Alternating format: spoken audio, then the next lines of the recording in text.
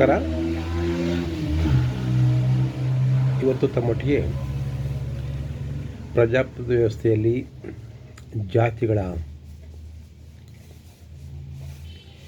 ಪರಿಸ್ಥಿತಿಯನ್ನು ತಮ್ಮೊಟ್ಟಿಗೆ ವಿವರಿಸಲಿಕ್ಕಾಗಿ ತಮ್ಮನ್ನು ಬಂದಿದ್ದೇನೆ.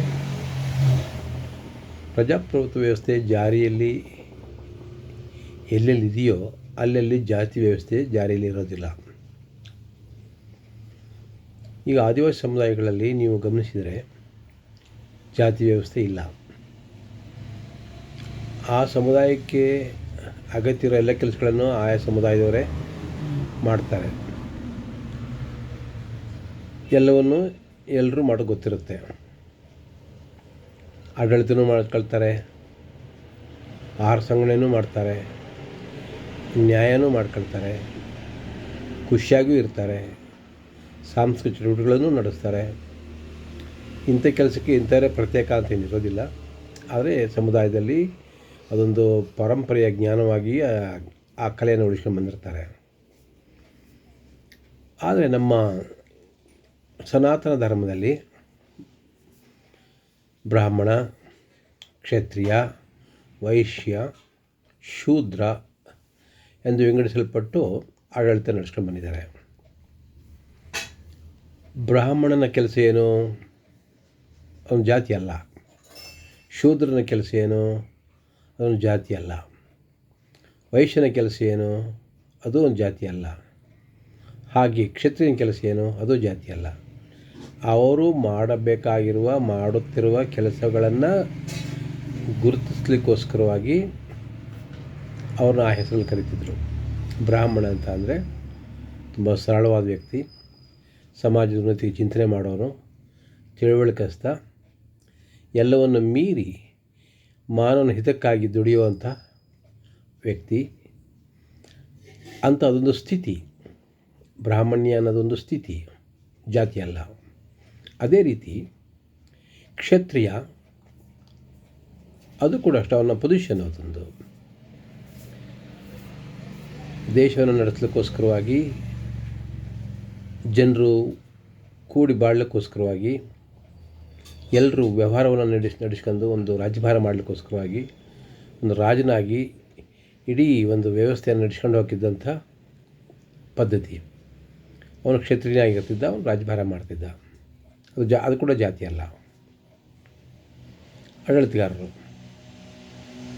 ಅದೇ ರೀತಿ ವೈಶ್ಯ, ವ್ಯವಹಾರ, ವ್ಯಾಪಾರ, ಜನಕ್ಕೇನು ಬೇಕೋ ಅದನ್ನು ತಂದು ಕೊಡೋದು, ಇಲ್ಲಿಂದ ಹೋಗಿ ಮಾರಾಟ ಮಾಡಿ ಬರೋದು, ಇಲ್ಲಿಂದ ಕೊಂಡ್ಕೊಂಬರೋದು, ಈ ರೀತಿ ಜನಕ್ಕೆ ಬೇಕಾದಂಥ ಪದಾರ್ಥಗಳನ್ನು, ವ್ಯವಹಾರಗಳನ್ನು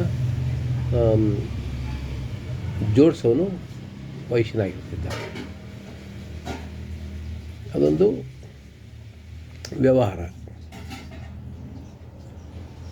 ಶೂದ್ರ ಇನ್ನೊಬ್ಬರ ಶ್ರೇಯಸ್ಸನ್ನು ಬಯಸ್ತಾ, ಇನ್ನೊಬ್ಬರಿಗೋಸ್ಕರವಾಗಿ ತಾನು ಬಾಳ್ತಾ, ತನ್ನ ಸಹಜೀವಿ ಸದಾ ಖುಷಿನಿರಲಿ ಅಂತ ಹೇಳ್ತಾ, ಅವರೊಟ್ಟಿಗೆ ಶ್ರಮಜೀವನದಿಂದ ಬಾಳ್ತಾ, ಆಹಾರ ಉತ್ಪತ್ತಿ ಮಾಡ್ತಾ, ದನಕರುಗಳನ್ನ ಸಾಕ್ತಾ, ಮರಗಿಡಗಳನ್ನ ಬೆಳೆಸ್ತಾ, ಭೂಮಿಯಲ್ಲಿ ದುಡಿಮೆ ಮಾಡ್ತಾ ಬಾಳೋವಂಥ ವ್ಯಕ್ತಿ, ಇನ್ನೊಬ್ಬರ ಹಿತನ್ನೇ ಸದಾ ಮನಸ್ಸಲ್ಲಿಟ್ಟು ಕೆಲಸ ಮಾಡ್ತಂಥ ವ್ಯಕ್ತಿಗೆ ಶೂದ್ರ.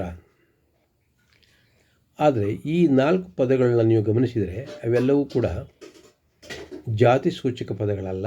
ಅವೆಲ್ಲವೂ ಕೂಡ ತನ್ನ ಸ್ಥಿತಿಯ ಸೂಚಕ ಪದಗಳು. ಸ್ಥಿತಿಯ ಸೂಚಕ ಪದಗಳು ಅಂತ ಇರೋದ್ರಿಂದ ಜಾತಿ ಪ್ರಶ್ನೆಯಲ್ಲಿ ಬರೋದಿಲ್ಲ. ಯಾರು ಬೇಕಾದ್ರೂ ಬ್ರಾಹ್ಮಣ ಸ್ಥಿತಿಗೆ ಏರ್ಬೋದು, ಯಾರು ಬೇಕಾದರೂ ಕ್ಷತ್ರಿಯ ಸ್ಥಿತಿಗೆ ಏರ್ಬೋದು, ಯಾರು ಬೇಕಾದರೂ ವೈಶ್ಯನ ಸ್ಥಿತಿಗೆ ಏರ್ಬೋದು, ಯಾರು ಬೇಕಾದರೂ ಶೂದ್ರನ ಸ್ಥಿತಿಗೆ ಏರ್ಬೋದು.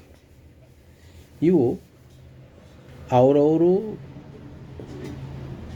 ತನ್ನ ಮನಸ್ಸಿಗೆ ಹೇಳ್ಕೊಂಡು ನಾನು ಹೀಗಾಗಬೇಕು ಅಂಥೇಳಿ ಬಯಸಿ ಕಲಿತು ತಿಳಿದು ಮಾಡುವಂಥ ಕೆಲಸ ಕಾರ್ಯಗಳೇ ಹೊರತು ಅವು ಜಾತಿಗಳಲ್ಲ. ಹುಟ್ಟಿದ ತಕ್ಷಣವೇ ಅವನು ಬ್ರಾಹ್ಮಣ ಆಗೋದಿಲ್ಲ, ಹುಟ್ಟಿದ ತಕ್ಷಣ ಅವನು ಕ್ಷತ್ರಿಯ ಆಗೋದಿಲ್ಲ, ಹುಟ್ಟಿದ ತಕ್ಷಣವೇ ಅವನು ವೈಶ್ಯನೂ ಆಗೋದಿಲ್ಲ, ಶೂದ್ರನೂ ಆಗೋದಿಲ್ಲ. ಸೊ ಇಂಥ ವ್ಯವಸ್ಥೆಯಲ್ಲಿ ನಾವು ಬಾಳಿದವರು ಈಗ ಅದೇ ಜಾತಿ ಅಂತ ನೆನಪಿ ಒಂದು ಸರಿ 10 ಸತಿ ಸುಳ್ಳನ್ನ ಸತ್ಯ ಅಂತ ಹೇಳ್ತಾನೆ ಇರೋದು ಸುಳ್ಳು ಸತ್ಯ ಆಗುತ್ತಂತಲ್ಲ ಹಾಗೆ ಇವನ್ನೆಲ್ಲ ಜಾತಿಯಿಂದ ನೆನ್ಕೊಂಬಿಟ್ಟಿದ್ದೀವಿ. ಅದನ್ನು ಬಿಡ್ಲಿಕ್ಕೆ ಆಗ್ತಾನೆ. ಇವತ್ತು ಡೆಮೋಕ್ರಸಿನಲ್ಲೂ ಕೂಡ ಡೆಮೋಕ್ರಸಿನ ಅನುಭವಿಸೋಕ್ಕಾಗ್ತಾಯಿಲ್ಲ, ಜಾತಿನೂ ಬಿಡೋಕ್ಕಾಗ್ತಾಯಿಲ್ಲ, ಆ ಪರಿಸ್ಥಿತಿ ಇದೆ. ಆದ್ದರಿಂದ ಡೆಮೋಕ್ರೆಟಿಕ್ ಸೊಸೈಟಿಯ ವ್ಯವಸ್ಥೆಯಲ್ಲಿ ವ್ಯಕ್ತಿ ಘನತೆ ಹೆಚ್ಚಿರೋದ್ರಿಂದ, ವ್ಯಕ್ತಿಗೆ ಪ್ರಾಮುಖ್ಯತೆ ಇರೋದ್ರಿಂದ, ವ್ಯಕ್ತಿಯ ಘನತೆ, ವ್ಯಕ್ತಿಯ ಗೌರವ, ವ್ಯಕ್ತಿಯ ಶ್ರೇಯಸ್ಸು ಇವೇ ಅಲ್ಲಿ ಬಹಳ ಮುಖ್ಯವಾದ ವಿಷಯ ಆಗಿರೋದ್ರಿಂದ ಡೆಮೋಕ್ರಸಿಯನ್ನು ಗೌರವಿಸ್ತಾ, ಜಾತಿನ ಮರೆತು ವ್ಯಕ್ತಿಯಾಗಿ ಅರಳುತ್ತಾ, ಸರ್ವ ಸಮಾಜದಲ್ಲಿರುವಂಥ ಎಲ್ಲ ವ್ಯಕ್ತಿಗಳು ಕೂಡ ಸಮಾನ, ಗೌರವಯೋಗ್ಯರು, ಅವ್ರಿಗೆ ಒಂದು ಘನತೆ ಇದೆ, ಅವ್ರಿಗೊಂದು ಗೌರವ ಸೂಚಿಸಬೇಕು, ಅವ್ರನ್ನ ಸ್ವಾಭಿಮಾನದ ಬಾಳಲಿಕ್ಕೆ ಬಿಡಬೇಕು. ಈ ಥರದ ಮನಸ್ಥಿತಿಲಿದ್ದರೆ ನಮಗೆ ಒಂದು ದೊಡ್ಡ ಶ್ರೇಯಸ್ಸನ್ನು ನಾವು ಕಾಣ್ತೀವಿ. ಸೊ ನಿಜವಾದ ವ್ಯಕ್ತಿ ವಿಕಾಸ ಆಗುತ್ತೆ. ಹಾಗಾಗಿ ಡೆಮೋಕ್ರಸಿಯ ನಿಜವಾದ ಫಲ ದೊರಕೋದು ಈ ಸ್ಥಿತಿ ತಲುಪಿದಾಗ ಮಾತ್ರ. ಜಾತಿಯ ಮನಸ್ಥಿತಿಯಲ್ಲಿ ಡೆಮೋಕ್ರಸಿನಲ್ಲಿ ನಾವು ಇದ್ರೂ ಕೂಡ ನಾವು ಡೆಮೋಕ್ರಸಿಯ ಫಲವನ್ನು ಅನುಭವಿಸೋಕ್ಕಾಗೋದಿಲ್ಲ. ಹಾಗಾಗಿ ಈ ಮಾತುಗಳನ್ನು ತಮ್ಮ ಮುಂದೆ ಹೇಳಬೇಕು ಅಂತ ಹೇಳಿ ಇಷ್ಟಪಟ್ಟು ಹೇಳಿದ್ದೀನಿ.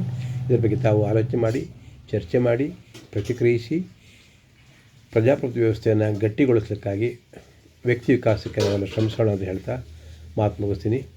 ಧನ್ಯವಾದಗಳು.